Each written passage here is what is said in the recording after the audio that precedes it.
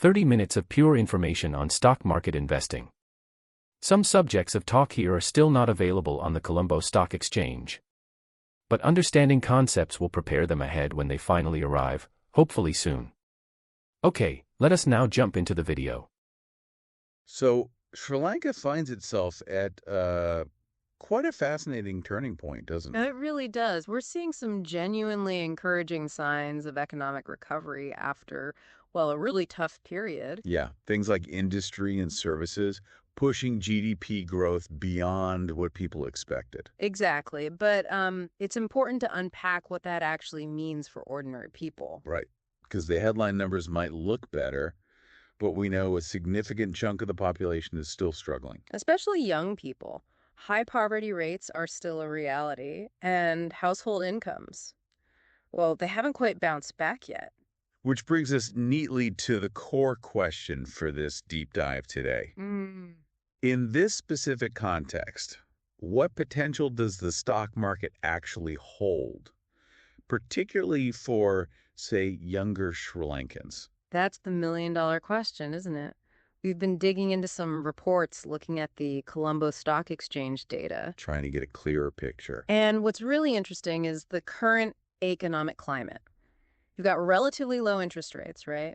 The benchmark's around 8%. And while inflation dipped recently, there's always that background worry it could pick up again. So, traditional savings. Maybe not keeping pace. Potentially, yeah. Your money might not be working hard enough just sitting in a standard savings account. And that's where the stock market enters the conversation as a, possibly more dynamic way to build wealth. Especially for younger folks with more time to ride out market ups and downs. Precisely. A longer investment horizon helps. So it's about thinking beyond just saving. Getting involved in companies through shares. Yeah, maybe looking at companies that pay out dividends or ones showing real growth potential. It could offer a chance to not just keep up with rising prices, but actually, benefit from the wider economic recovery. Absolutely. But it's not just about individual gains, important as they are. No, you're right.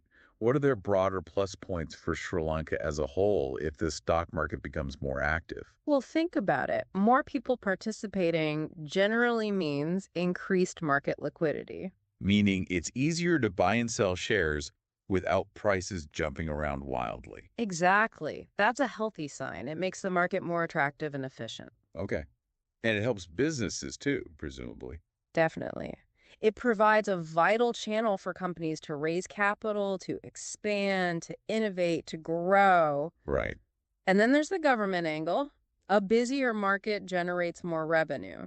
How so? Through taxes. Taxes on capital gains when people sell shares for a profit, taxes on the dividends paid out. And broker fees too. And the taxes on broker transactions, yes. It all adds up.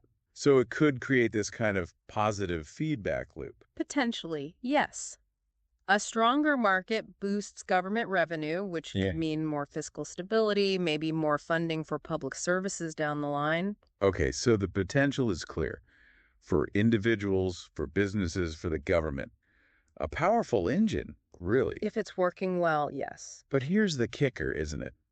Our sources suggest there are some pretty big roadblocks stopping people, especially young people and newcomers, from actually getting involved.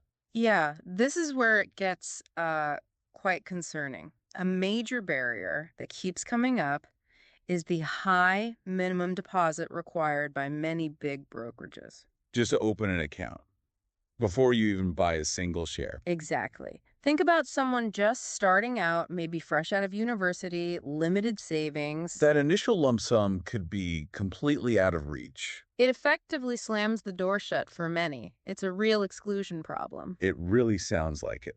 You need money to make money, but you need quite a bit just to get in the door. And the information we looked at really highlights how different this is from other places. It does. It's quite a stark contrast. You look internationally, platforms like Easy Equities or XTB. What do they do differently? They often have zero or very, very low minimum deposit requirements. Oh, yeah. And the impact is clear. It massively broadens access. It helps build a more inclusive investment culture. It sends a message that investing isn't just for the already wealthy. Precisely. It democratizes it to an extent. Which makes you think about the knock-on effects of these restrictive policies here in Sri Lanka. It can't just be individuals missing out, right? No, absolutely not. The implications are much wider. These kinds of barriers tend to lead to a stock market that's, well, shallower, less dynamic. Fewer participants, less trading activity. Exactly. And remember what we said about government revenue. Lower activity means less potential tax income. Right. So ultimately, these barriers don't just stifle individual ambition. They can actually act as a drag on the country's overall economic growth.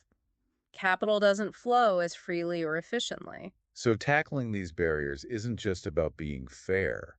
There's a real economic reason to do it. Absolutely. There's a strong economic imperative. The research we looked at consistently shows this link. Between well-functioning capital markets and better national outcomes. Yes. Markets with good liquidity, efficient trading, broad participation. They correlate strongly with higher GDP growth and improved living standards over time. So by putting up these somewhat arbitrary barriers, the brokers might even be limiting their own potential revenue in the long run, not to mention the nation's.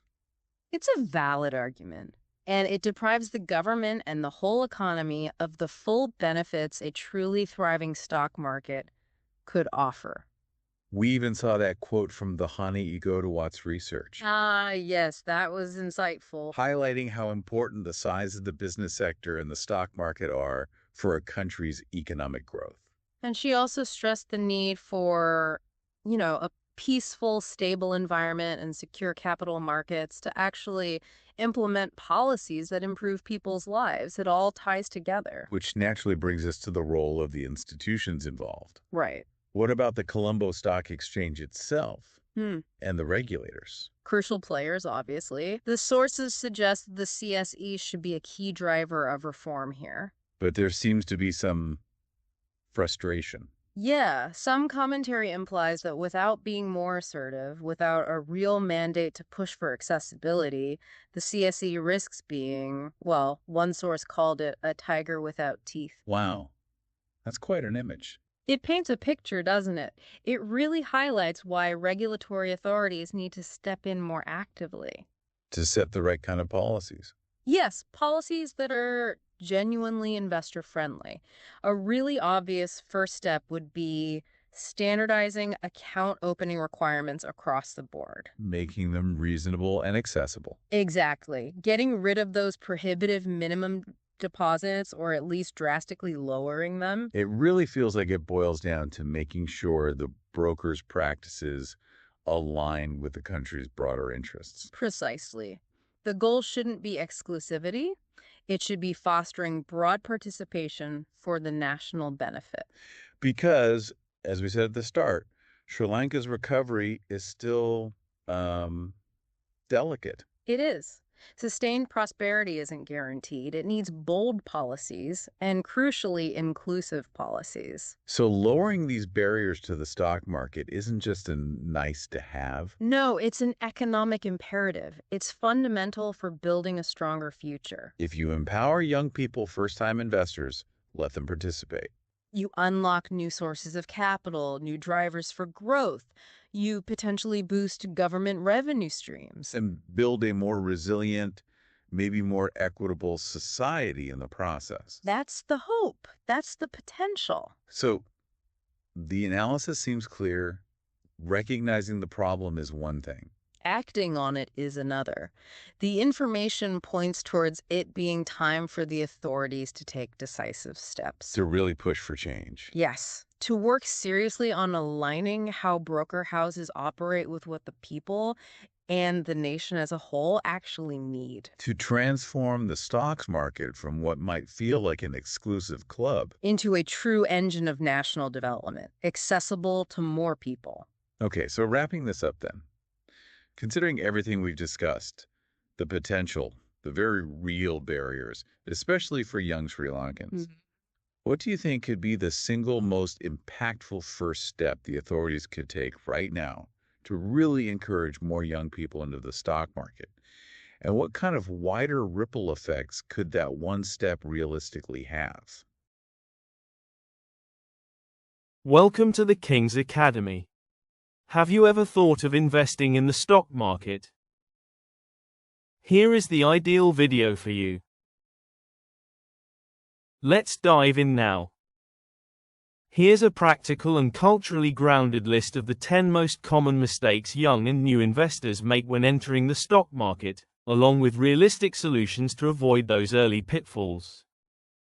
Number 1. Jumping in without basic financial education. Mistake.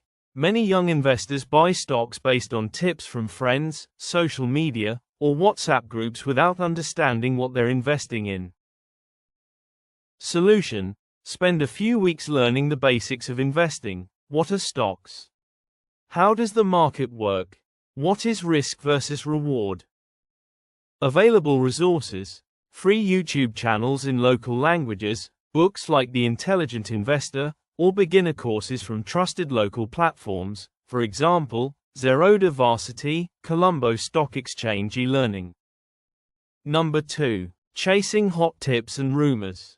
Mistake. Acting on inside information or market rumors, especially from influencers or social circles. Solution. Avoid any stock advice that doesn't come with solid fundamental backing. Before investing, ask, do I understand what this company does, how it earns money, and why it will grow? Number 3. Trading too frequently, confusing trading with investing. Mistake. Thinking of the stock market as a daily profit machine and trying to time the market constantly. Solution. Understand the difference between trading and investing.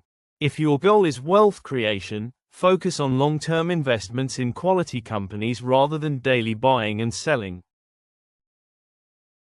Number 4. Overconfidence after a few wins. Mistake. A few early profits lead to ego-driven decisions, ignoring risk management.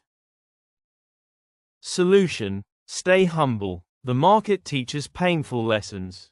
Keep a journal of your trades, what went right, and what didn't. Learn from both wins and losses. Number 5. Lack of diversification. Mistake. Putting all your money into one or two stocks, usually hyped ones. Solution. Build a balanced portfolio with 5 to 10 companies across different sectors, banking, FMCG, tech, etc. Consider mutual funds or index funds for automatic diversification. Number 6. Investing money needed in the short term. Mistake. Putting tuition fees, wedding savings, or emergency funds into risky stocks. Solution. Only invest long-term money, 5+ years horizon, in equities. Keep emergency and short-term funds in safe options like fixed deposits or money market funds. Number 7. Ignoring company fundamentals. Mistake. Buying stocks based on price movement rather than business quality. Solution. Before investing, study revenue growth, debt levels, consistency of earnings, management reputation. Use financial reports or screeners like Screener.in or CSE. Number 8. Falling for get-rich-quick mentality. Mistake. Expecting 2x or 10x returns in a short time. This often leads to high-risk gambles or falling prey to scams. Solution. Think of investing like farming, not gambling. Compound wealth grows slowly. Set realistic goals like 12 to 15% annual return over time.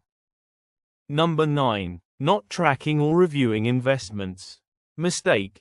Buying and forgetting, or panicking during market corrections without understanding the reason. Solution. Review your portfolio once a quarter.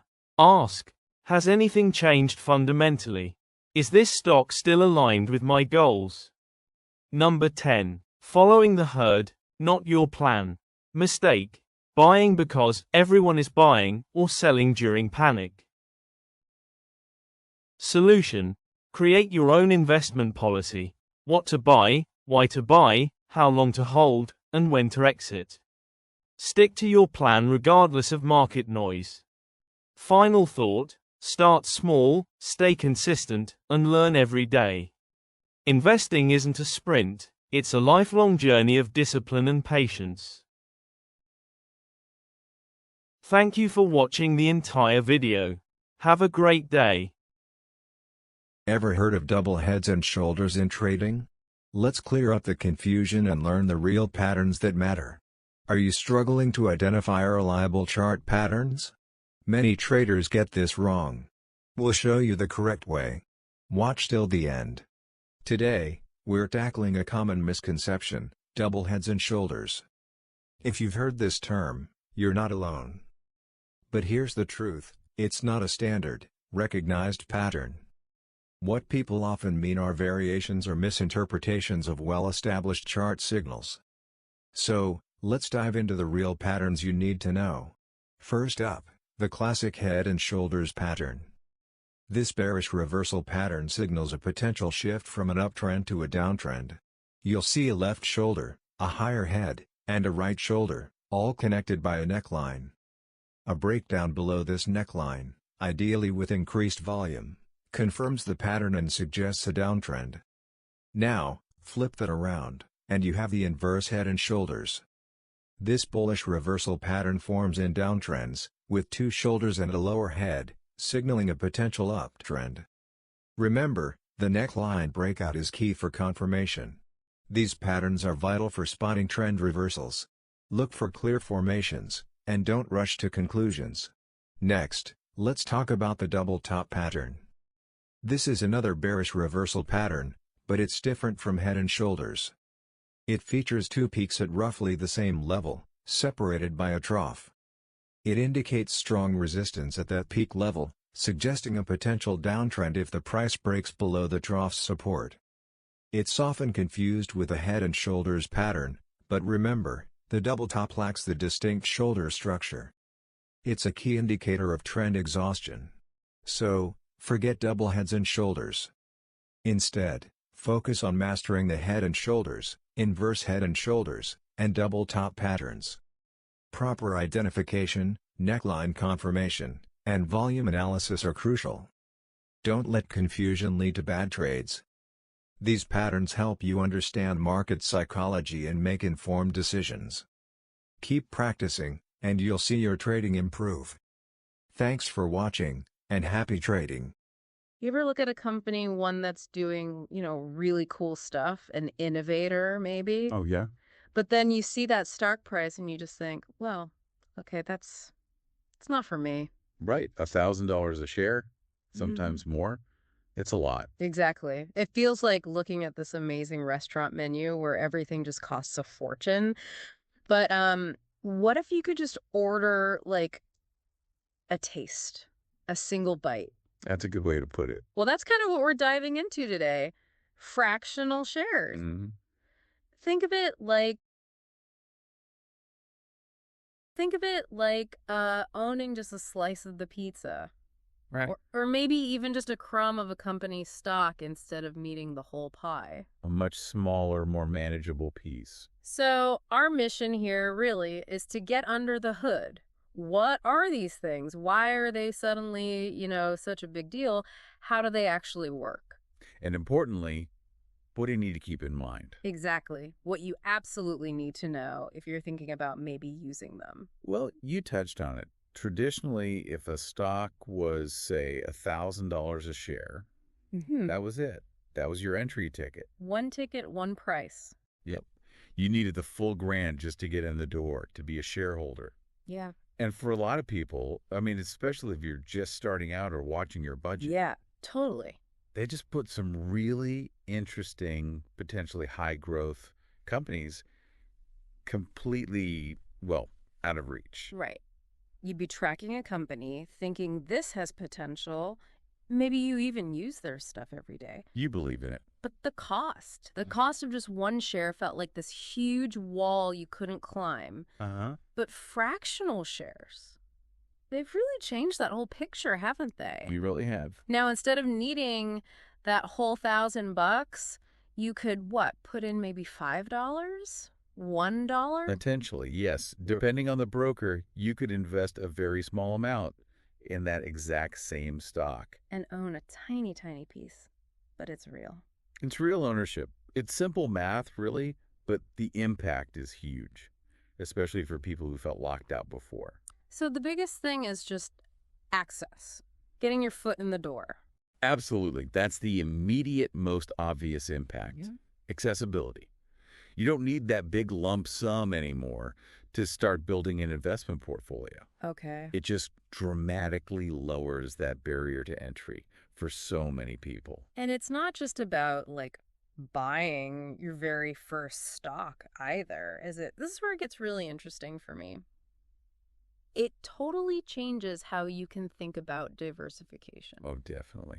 Explain that. Well, if you only had, say, $100 to invest before, right, you might only be able to afford one share, maybe two, of some cheaper stock. Your options were limited. Very limited.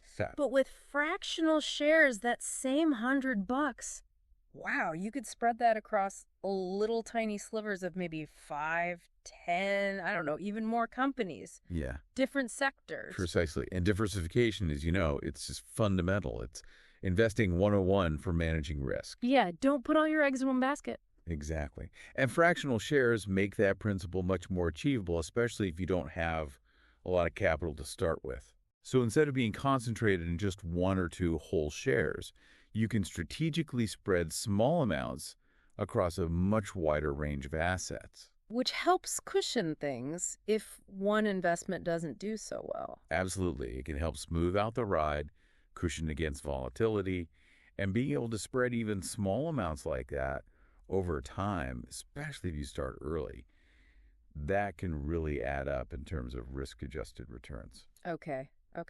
And what about those really big names, the ones always in the headlines trading at, eye-watering prices? Household names, yeah. Suddenly, those aren't just for the Wall Street big shots or the super rich anymore. That's right. You can actually own a piece of that giant tech company or that innovator everyone's talking about. Even if it's just 0.01 of a share? Even if it's just a tiny fraction. It brings those companies that seemed totally unattainable, within reach. So how does this actually work? Behind the curtain, if I put in $10 for a $1,000 stock, what's happening?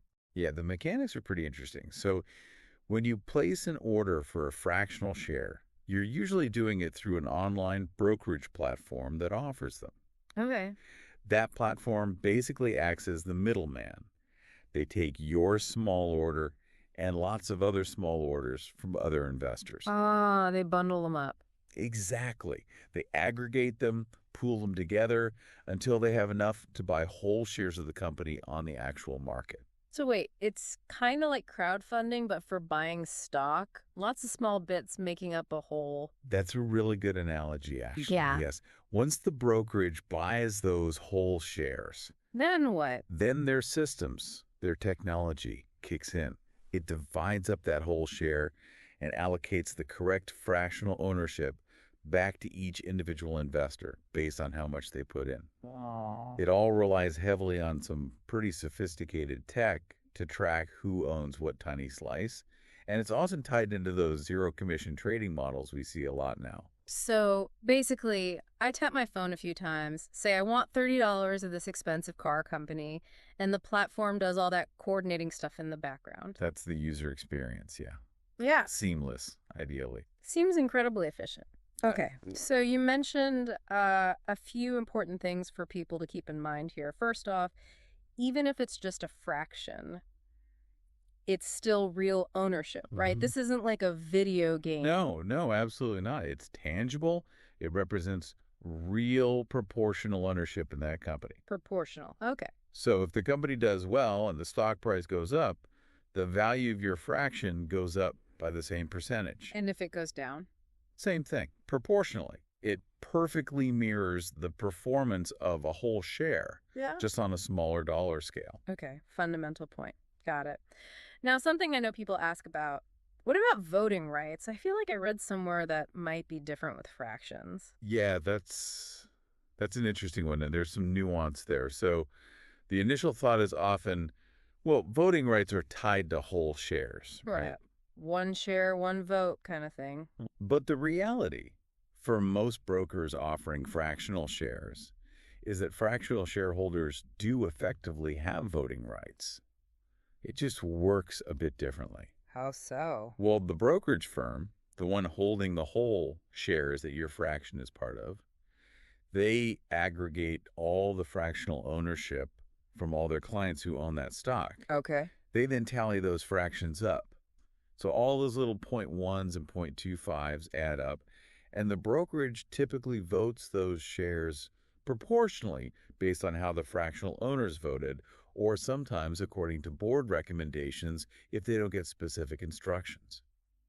So I might not get a personal ballot for my, say, 0.15 of a share. Probably not directly, no. But my little piece still gets counted in the bigger pool that the brokerage votes? Exactly. Your ownership still contributes to the overall shareholder voice exercised by the brokerage on behalf of all its fractional holders. It's a collective representation. That's a really crucial distinction. Okay, good to know. You also mentioned broker availability. Not everyone offers this yet. Precisely. It's become much more common, especially with newer online brokers, but it's not universal. Not every single brokerage platform offers fractional shares. So, homework required. Yeah. If this is something you specifically want access to, you definitely need to check if your current broker offers it, or maybe shop around for one that does. Right. Okay, so we've covered the why and the how, the benefits, but are there any, limitations, downsides? Can't be all sunshine, can it? That's a fair question. A balanced view is important. One key limitation to understand is about trading them. Okay. You generally can't buy or sell fractional shares directly on the open stock market like you can with whole shares. Meaning Your transactions, buying or selling that fraction, are typically restricted to the brokerage platform where you bought it in the first place. They facilitate the buying and selling within their customer base or their own inventory. Okay, so if I have zero point 0.3 shares of company X on broker A, I can't just easily transfer that zero point 0.3 shares directly over to broker B. Generally speaking, no. That direct transfer of a fraction isn't usually possible. So what would I do? You'd likely have to sell the fractional position on broker A, take the cash. And then buy it again on broker B. Right. Either as a fraction again, if broker B offers it, or maybe save up for a whole share there. Gotcha. Any other things to consider? Well, just the obvious point about income. If the company pays dividends, Yeah. you'll get dividends on your fractional share, but it will be proportional to your ownership. So a fraction of the dividend payment. Exactly. If a whole share gets a $1 dividend and you own half a share, you'll get 50 cents. It's logical, but just worth remembering it's a smaller slice of the dividend pie, same as it's a smaller slice of the company. Makes total sense. Okay, so let's maybe zoom out for a second here. The big picture. What's the real takeaway? The significance of all this? I think fundamentally it's about democratizing investing. That word gets used a lot, but here it feels pretty accurate.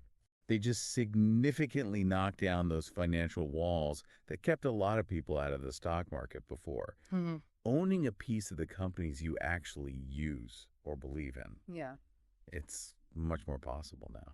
It really does feel like it makes the whole stock market thing less intimidating, more accessible, for a much wider range of people. Absolutely. It lets people start building wealth, even if they're starting small, with really modest amounts. And that diversification point you made, that's huge too. It really is. Being able to diversify more effectively, even with smaller sums, is a very powerful benefit for managing risk long term. So it empowers investors, really. Exactly. It empowers them to build portfolios that might look more like what previously only people with much larger amounts could achieve. Getting exposure to companies, spreading risk. It just opens doors. So the core message here is pretty clear then. It's just easier now. Easier than ever to own a piece, even a tiny piece of the companies you follow, regardless of how expensive one single share might be. That sums it up well. And if that big financial hurdle, that stock price barrier, is lower than it's ever been, well, it really makes you think, doesn't it? What new possibilities does that actually unlock for your own financial future? It's a great question to ponder. Yeah, definitely something to consider, you know? How this kind of accessibility might fit into your own goals, your own strategy, what kind of portfolio you could start building, maybe just one fractional share at a time.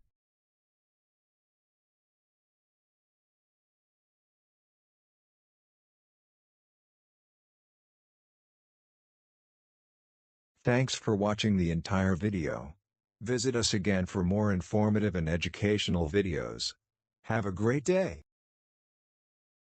Okay, let's unpack this then.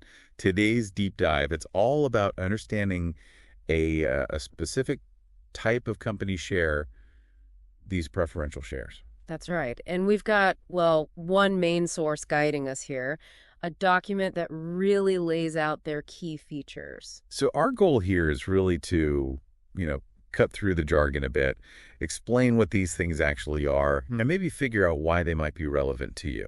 Especially if you're looking at investing maybe on the Colombo Stock Exchange or really anywhere these pop up. Exactly. Let's get into what makes these shares, well, different. Well, the name itself is a big clue, isn't it? Preference shares. It kind of signals priority right away. Right. Yeah, the source jumps right on that. Says they're special company shares that get priority over regular shares for dividends. So, first in line for payouts. Pretty much. If the company turns a profit and decides, okay, let's pay a dividend, these preferential shareholders get theirs before the common shareholders see anything. Okay. So that gives a different feel, maybe a bit more reliability on the income side, assuming the company actually makes money, of course. Exactly, if they're profitable enough to pay out. That's the key caveat. Now, the source gets specific on structure. It mentions a face value of rupees 10. What exactly is that base value? So that's essentially the price the share was originally sold at by the company. In a market like Colombo, that 10 rupees is sort of the starting point, the value it was created with. It's a reference. Got it. A reference point. Rep. And the dividend tied to that, it's listed as rupees 0.70 per year. Sounds pretty straightforward, like a fixed income. It is a fixed amount, yeah. 70 cents per share per year. But, and this is a really crucial detail the source points out, it's non-cumulative. Ah, okay. Non-cumulative. So if, let's say, the company has a bad year or just decides not to pay that 70 cents, you just don't get it for that year. It doesn't, roll over. That's precisely it. You miss out for that year. The company doesn't owe it to you later. It doesn't accumulate, which is, quite different from some other types of preference shares out there. So it's prioritized, yes, but not absolutely guaranteed every single year, only when it's paid. Okay, that's a very important distinction. Fixed amount when paid, but not a debt if skipped. Right. Now, here's where it seems to get potentially more interesting for the shareholder, the convertible feature. Yeah, this adds a layer of flexibility. The source says that after holding them for 5 years, the shareholder gets an option. An option. An option to convert their preferential shares into the company's regular, ordinary shares. So you could swap them. Trade in the preference share for a common one. The source hints this could be profitable if those regular shares have, gone up in value. Exactly. That's the potential upside. See, your preference share, its value is fairly stable, tied to that fixed dividend. But regular shares, their price on the market, like the CSC, can swing quite a bit up or down. So if the company's done well over those 5 years and its regular share price has climbed significantly, converting lets you tap into that growth potential. You'd be giving up the dividend priority, though. You would. That's the trade-off. Swap the dividend priority for potential capital appreciation with the common stock. Interesting. And one last feature mentioned, irredeemable. What does that imply from the company's perspective? It basically means the company can't force you to sell the shares back to them. They can't just say, okay, here's your 10 rupees face value back. We're taking the shares. So they can't just, like, call them back in. Nope. You, the shareholder, hold on to them indefinitely unless you choose to sell them on the market or, of course, use that conversion option after 5 years. It provides a kind of permanence for the investor. Okay, so let's try and summarize this from an investor's angle. The source seems to highlight things like relatively low risk because of that dividend priority in good times. Mm-hmm. When paid. Right, when paid. Then there's the future flexibility with that conversion option down the line. Yep, after year 5. And no expiry because they're irredeemable by the company. The example given is simple. 100 shares cost 1,000 rupees, potentially yield 70 rupees a year. So pulling it all together, these preference shares, based on our source, they offer this kind of mix, don't they? You get the dividend priority if profits allow. You have a fixed base value and dividend rate. They stick around because the company can't redeem them. And critically, there's that strategic choice after 5 years to possibly convert and chase market gains. Yeah, and, that decision point after 5 years, that's really the fascinating part here, isn't it? It brings up a really practical question for anyone holding these. Based on everything we've just discussed, that fixed dividend you might have been receiving, the fact they can't be taken back, but also the potential for the regular shares to have grown. What things would you actually look at? What specific information in that 5th year would help you decide whether converting is the smart play for your situation? What factors swing that decision? That's definitely something to chew on, especially when you're evaluating these kinds of options, whether it's on the Colombo Stock Exchange or any market where preference shares like these exist.